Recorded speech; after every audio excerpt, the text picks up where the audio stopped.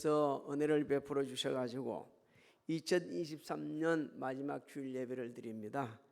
우리 하나님께 영광의 박수를 돌려드립니다. 할렐루야. 감사합니다. 그리고 옆 사람 보고 수고하셨다고 인사 좀 합시다. 수고하셨어요. 수고하셨어요. 수고하셨어요. 네, 수고 많이 하셨습니다. 네. 오늘 본문 말씀은 우리에게 승리를 주신 하나님께 감사하며 찬양하는 그런 귀한 은혜의 말씀입니다. 먼저 57절을 한번 읽어볼까요? 뭐라고 말씀하시는지 시작. 우리 주 예수 그리스도로 말미암아 우리에게 승리를 주시는 하나님께 감사하노니. 할렐루야. 2023년도 만만하지 않았습니다. 여러 가지 원치 않는 일들이 많이 있었지만 하나님께서 은혜를 베풀어 주셔서 우리가 극복하게 하셨고, 또 오늘 이 시간에 예배를 드리고 있는 겁니다. 우리 하나님께서는 금년에도 인도해 주지만 새해도 인도해 주실 것입니다. 그리고 약속을 하셨어요. 너희 출입을 지금부터 영까지 지키겠다고 약속하신 하나님, 천국까지 인도해 줄 줄로 믿습니다. 그리고 한 해 동안 애쓰고 수고한 우리 성도님들의 그 헌신과 수고를 기억하시는 하나님 아버지, 늘 오늘 말씀에 보면 그 수고는 결코 헛되지 않는다 이렇게 말씀하고 있습니다. 사도 바울은 하나님께서 주 예수 그리스도로 말미암아 죄와 사망에서 승리하게 하심을 감사를 하고 있습니다. 하나님께서는 우리 죄를 예수님께 전가를 시키셨어요. 예수님은 우리 죄를 대신 지시고 십자가에 돌아가십니다. 그리고 죽은 자 가운데서 3일 만에 하나님께서는 예수님을 부활을 시키시죠. 그래서 예수님이 죄와 사망에서 승리하게 되었습니다. 예수님의 승리는 우리의 승리입니다. 할렐루야. 그렇습니다. 승리하신 거예요. 우리 주 예수 그리스도로 말미암아 우리에게 승리를 주시는 하나님, 승리를 주시는 하나님, 이 원문을 보게 되면 이런 뜻이 있습니다. 계속해서 은총을 베푸시는 하나님이라는 거예요. 계속해서 승리를 주시는 하나님이라는 겁니다. 단회적인 게 아니고 계속해서 지속적으로. 여러분, 하나님께서는요, 지금도 예수님을 구주로 영접하면 구원해 주십니다. 믿습니까? 구원해 주셔요. 그래서 예수 믿고 구원받는 성도들은 죄와 사망에서 해방되었습니다. 더 우리를 정죄할 일이 없어요. 왜? 예수님께서 우리를 죄를 사해 주시고 너는 의롭다 이렇게 하셨기 때문에 그렇습니다. 그래서 저와 여러분들은 죄와 사망에서 자유함을 얻고 심판에서도 자유함을 얻는 은혜를 받게 되었습니다. 로마서 8장 1절로 2절을 우리 같이 읽어볼까요? 시작. 그러므로 이제 그리스도 예수 안에 있는 자에게는 결코 정죄함이 없나니 이는 그리스도 예수 안에 있는 생명의 성령의 법이 죄와 사망의 법에서 너를 해방하였음이라. 자, 하나님께서는 우리에게 이렇게 승리를 하게 해주셨는데 성도들이 마치 실패한 사람처럼 살아가고 있습니다. 왜 그런가요? 하나님께서 우리에게 말씀해 주시고 있어요. 그게 믿음의 문제다. 믿음 때문에 그렇다. 왜? 세상을 이기는 힘은 믿음이라고 우리에게 말씀해 주고 있습니다. 요한일서 5장 4절을 한번 읽어볼까요? 시작. 무릇 하나님께로부터 난 자마다 세상을 이기느니라. 세상을 이기는 승리는 이것이니 우리의 믿음이니라. 있습니까? 믿음으로 승리하게 되는 거예요. 믿음으로 우리가 죄와 사망에서 자유함을 얻었다는 걸 깨닫게 되어지고, 믿음으로 말미암아 그 모든 유혹에서, 환경에서, 그리고 오는 그 고통을 이길 수가 있고요. 질병에서 오는 고통을 이길 수 있고요. 원치 않는 여러 상황에서 이길 수 있는 힘이 생기는데 그게 믿음입니다. 믿음. 하나님의 말씀을 온전히 믿는 자는 하나님의 범사에 감사합니다. 왜? 하나님께서 은혜를 베풀어 주셔가지고 연약한 우리가 승리할 수 있게 되었다는 것을 믿기 때문입니다. 하나님의 은혜로 구원받았다는 걸 믿기 때문입니다. 그래서 하나님께서는 말씀에 순종하는 자들에게 풍성한 은혜 베푸시를 약속하셨어요. 성경 전반에 걸쳐 그렇게 말씀하셨는데 다 읽을 수 없잖아요. 시간이 없으니까. 그럴 때 제가 지금 가르쳐 줄게요. 어디를 집중적으로 보면 되느냐? 신명기 28장에 보게 되면 순종의 축복과 불순종의 저주에 대해서 아주 극명하게 읽혀주고 있어요. 자, 그렇게 28장에 좀 요약하면 이렇게 되어 있습니다. 자, 말씀에 순종하는 자들은 세계 민족 위에 뛰어난 인물이 되는 복을 주시겠다. 자녀의 복을 주시고 환경의 복을 주시고 장소를 초월하는 복을 주시고 보호의 복을 주시고 하늘에 아름다운 보고를 열어주시겠다고 말씀하고 있습니다. 신명기 18장 12절을 한번 읽어볼까요? 시작. 여호와께서 너를 위하여 하늘의 아름다운 보고를 여시사 내 땅에 때를 따라 비를 내리시고 내 손으로 하는 모든 일에 복을 주시리니 내가 많은 민족에게 구워 줄지라도 너는 꾸지 아니할 것이요.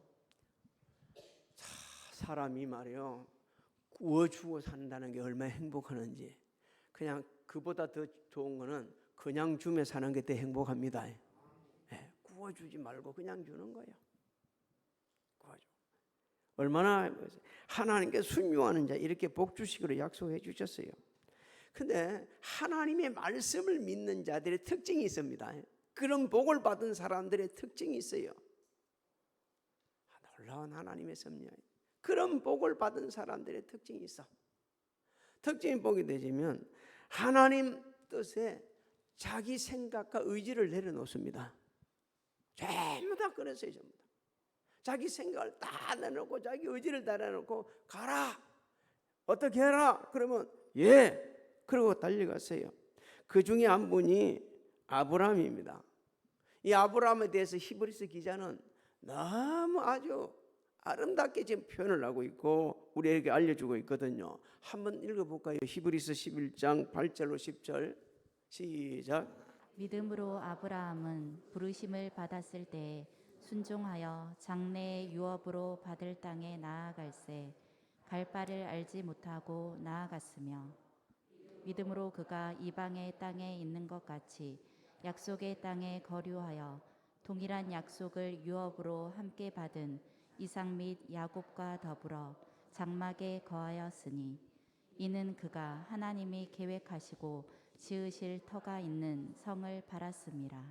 할렐루야. 이 믿음이 우리의 믿음이 되기를 소망합니다. 그래서 성경에는 이렇게 말씀하고 창세기 24장을 보게 되면 아브라함이 나이가 많았는데 범사에 복을 받았다. 그래서 저는 또 이렇게 바꿔 얘기를 하죠. 노년의 복을 받는 삶.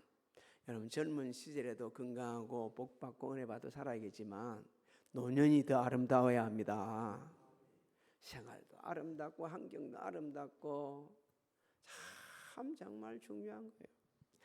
이 믿음의 사람들이 추구하는 것 중에 하나가 이 추구 하나가 있어요. 공통점이 하나 있어요. 성공하려고 하지 않아요.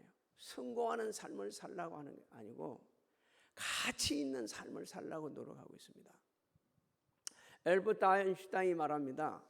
성공하는 사람이 되려고 노력하지 말고 가치 있는 사람이 되기 위해서 노력해라. 저는 얼마나 그 말이 저한테 많은 힘이 됐는지 몰라요. 근데 사람들은 거꾸로 산다. 전부 다 성공할 목표를 가지고 달려가고 있어요. 그게 잘못된 건 아니겠지만 성공보다 더 중요한 것이 가치 있는 삶인데 이 가치 있는 삶을 살려고 그러게 되면 하나님의 말씀에 주시까지 복종하신 예수님의 온유하고 겸손하신 품성을 닮을 때 그때 가치 있는 삶을 살 수 있다고 우리에게 일깨워 주시고 있습니다. 오늘 예배드리는 우리 사랑하는 성도님들은 새해 잘 되기를 바랍니다. 좋은 일 많이 있으시기를 바랍니다. 그리고 성공하시기를 바랍니다. 그러나 그것보다 더 중요한 것은 아브라함처럼 하나님의 말씀을 그대로 믿고 순종하는 사람이 되어서 우리 예수님의 온유하고 겸손한 품성을 닮아서 가치 있는 삶을 살 수 있기를 주의 이름으로 소망합니다. 자, 그럼 우리가 이제부터 그런 이 엄청난 승리하는 엄청난 은혜를 받았다 그러면 어떻게 살아야 될 건가? 58절을 한번 같이 읽어봅니다. 시작. 그러므로 내 사랑하는 형제들아 견실하며 흔들리지 말고 항상 주의 일에 더욱 힘쓰는 자들이 되라. 이는 너희 수고가 주 안에서 헛되지 않은 줄 알미라. 저기 잠깐 보십시오. 앞에 딱 중간에 보게 되지면 하나님께서 우리가 성리를 주신 그 은혜를 감사하며 사는 성도는 항상 주의 일에 더욱 힘쓰는 자가 되어야 되는데, 항상 주의 일에 힘쓰는 자가 되려고 하면 결실하며 흔들리지 말고 항상 주의 일에 이렇게 말씀했어요. 그 다음에 그렇게 하는 사람에게는 이는 너희 수가, 이는 말이 나올 때는요 이유가 됩니다. 왜 그렇게 살아야 하는가 하고 이렇게 말씀하는 거. 왜냐하면 이걸 또 가르로 이렇게 표현을 하고 있죠. 왜냐하면 너희 수고가 주 안에서 뭐 한다고요? 헛되지 않은 줄 알미라, 이렇게 말씀을 하고 있습니다. 자, 결실하다는 뜻, 든든하다는 겁니다. 움직이지 않는다는 겁니다. 확고하다는 것입니다. 아직 굳다는 거예요. 신실하다는 것입니다. 그래서 예수 그리스도로 말미암아 승리를 주신 하나님께 감사하는 이 성도는 어떻게 일을 하느냐? 움직이지 않고 변죽맞지 않고 확고한 견고한 믿음으로 주의 일에도 힘쓰는 사람이다. 그렇게 힘을 써야 한다, 우리에게 말씀합니다. 또 왜 그렇게 해야 되느냐고 제가 말씀드린다면, 이 견고한 믿음이 없이는요 범사에 감사하면서 섬길 수가 없습니다. 없기 때문에 그래요. 우리가 믿음이 성숙한 자, 미성숙한 차이는요, 일을 하면서도 불평을 하는 사람이 미성숙한 자고, 범사에 감사하면서 하는 자가 성숙한 믿음의 사람입니다. 항상 기뻐하라. 그 다음에 왜 그래야 된다고 그러죠? 이는 그리스도 안에서 너희를 향하신 하나님의 뜻이라는 거예요. 그래서 우리가 견고한 믿음으로 이해해야 될 것은 하나님의 뜻이기 때문에 감사하면서 기뻐하면서 기도하면서 일하는 것이 하나님의 뜻이기 때문에 그렇게 해야 되는 겁니다. 히브리서 기자도 말합니다. 믿음이 없이는 뭐라고 그러죠? 그 11장 6절을 한번 읽어봅시다. 시작. 믿음이 없이는 하나님을 기쁘시게 하지 못하나니 하나님께 나아가는 자는 반드시 그가 계신 것과 또한 그가 자기를 찾는 자들에게 상 주시는 이심을 믿어야 할지니라. 할렐루야. 자, 내가 하나님을 기쁘시게 하지 못하는 일에 있다고 그런다면, 기쁘게 일을 하지 못하고 있다면 빨리 진단을 했어요. 뭐가 없다고요? 나가 믿음이 없네. 내 믿음이 너무 미약하네. 빨리 진단하는 거예요. 여러분, 빨리 영적 진단이 딱 이루어지게 되면 그때부터 고치게 되어지는 거예요. 병을 왜 못 고칩니까? 병이 어떤 병이 모를 때 못 고치는 거예요. 근데 의사가 딱 진단해가지고, 이거는 별거 아니네요. 이거는 생각보다 좀 깊네요.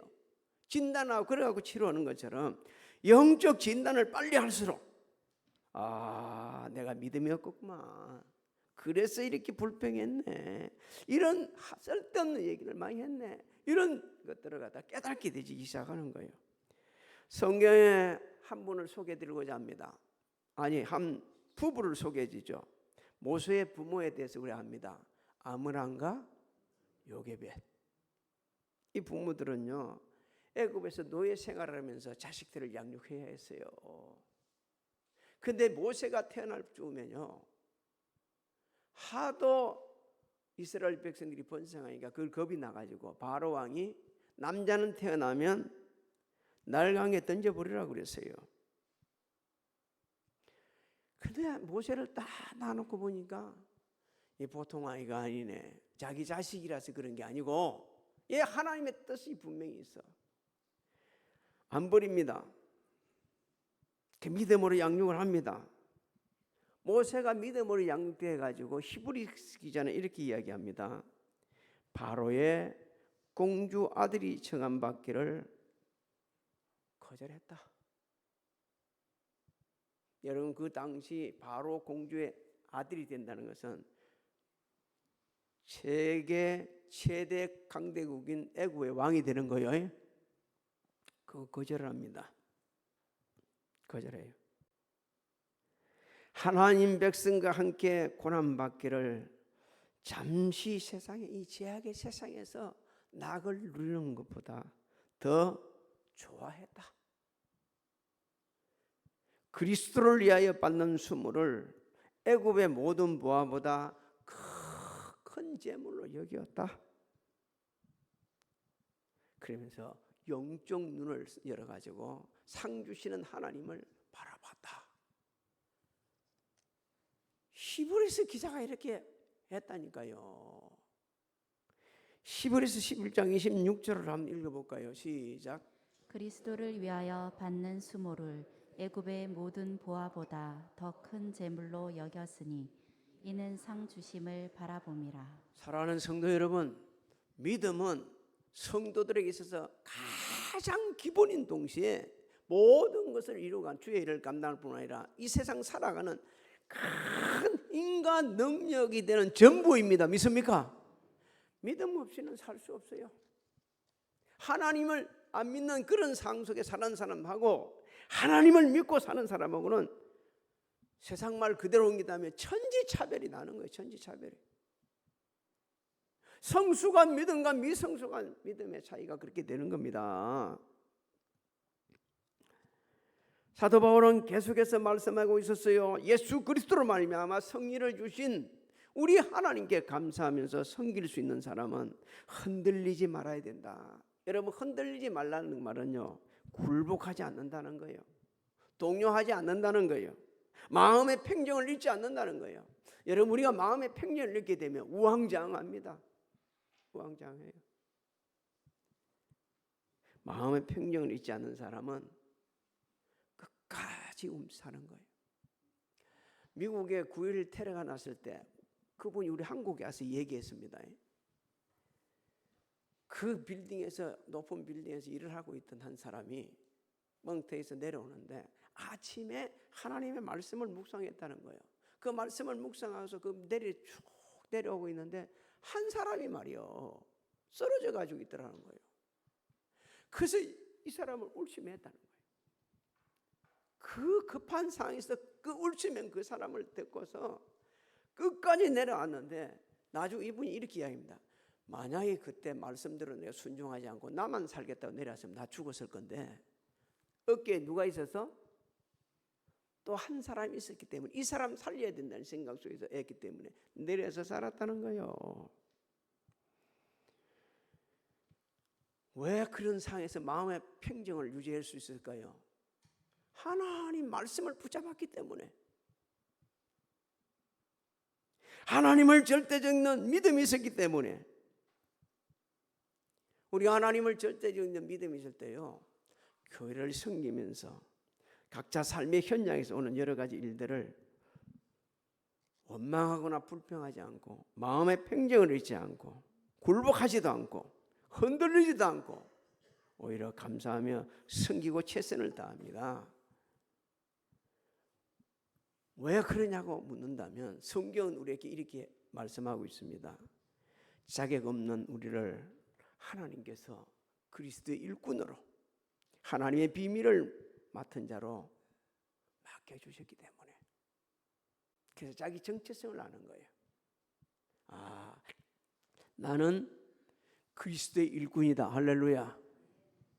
나는 하나님의 비밀을 맡은 자다. 여러분, 하나님의 비밀은 더 이상 이제 비밀이 안 됩니다. 왜?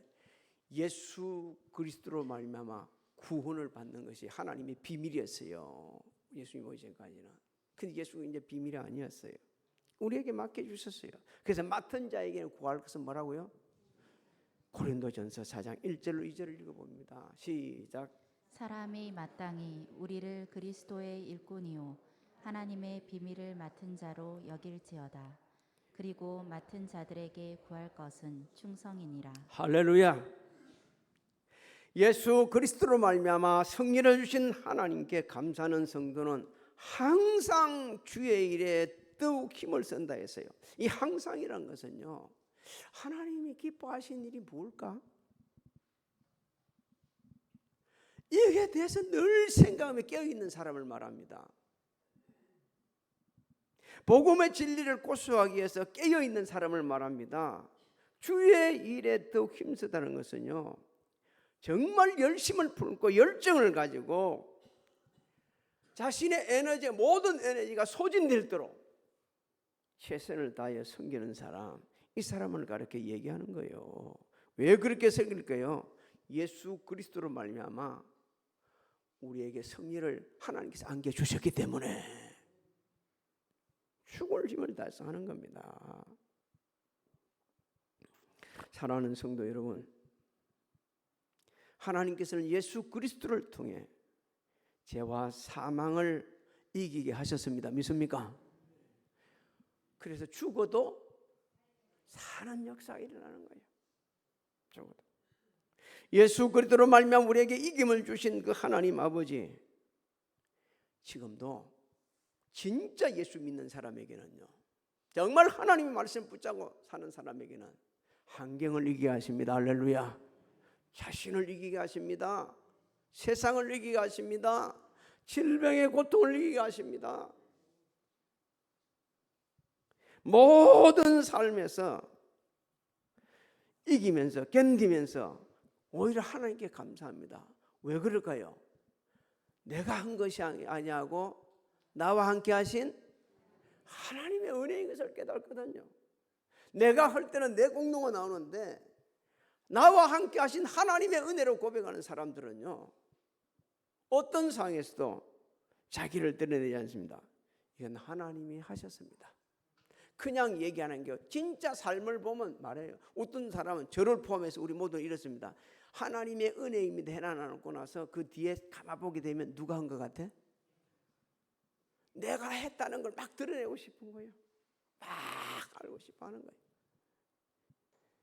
사도 바울은 고백합니다. 고린도전서 15장 9절 10절을 한번 읽어볼까요? 시작. 나는 사도 중에 가장 작은 자라. 나는 하나님의 교회를 박해하였으므로 사도라 칭함 받기를 감당하지 못할 자니라. 그러나 내가 나된 것은 하나님의 은혜로 된 것이니 내게 주신 그의 은혜가 헛되지 아니하여 내가 모든 사도보다 더 많이 수고하였으나 내가 한 것이 아니요 오직 나와 함께 하신 하나님의 은혜로라. 제가 한번 같이 해서 오직 나와 함께 하신 하나님의 은혜로라. 믿습니까?